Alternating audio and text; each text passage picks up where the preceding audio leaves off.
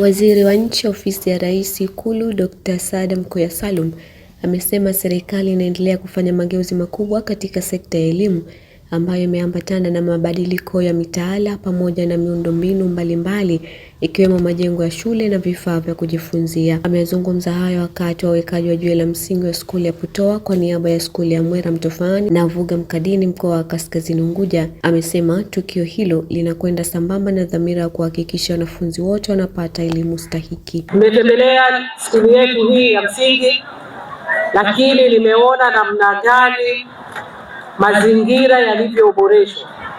Vitabu viko mbalimbali, eneo letu la maabara, lakini kuna mpaka chumba chetu cha kompyuta.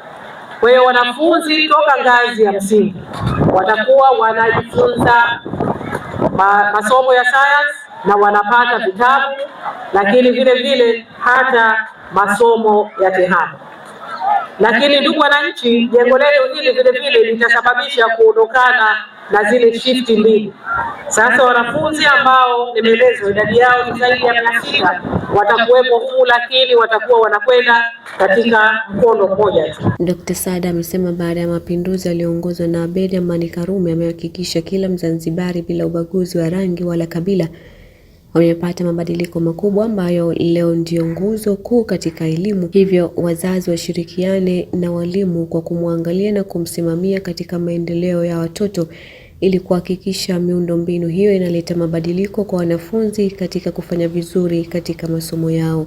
Uthibitisho wa dhamira yetu ya pamoja kuenzi, kulinda na kuendeleza tunu na msingi ya mapinduzi ya mwaka 1964. Na hii tukio letu hili linakwenda sambamba na miongoni mwa dhamira au malengo ya mapinduzi yetu kuhakikisha kwamba Wazanzibari wote wanapata elimu bila ya ubaguzi wowote.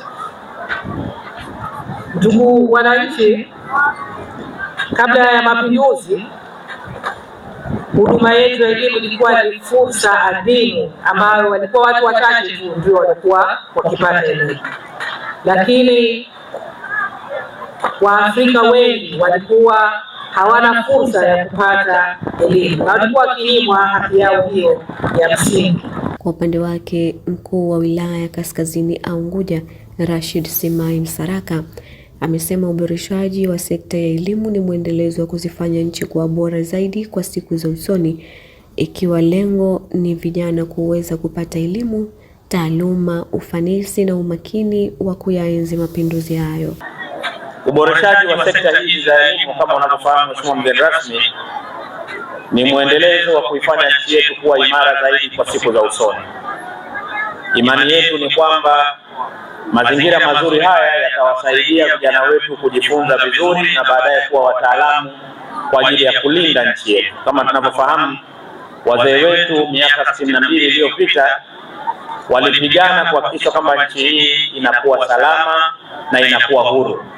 Kwa hivyo kwa siku zijazo mapinduzi haya hayatalindwa tena kwa mapanga, bali yatalindwa kwa elimu, taaluma, ufanisi na umakini wa watu wake. Na umakini huo unatokana na maandalizi mazuri ya kielimu. Mariam Khair, Zanzibar TV, Zanzibar.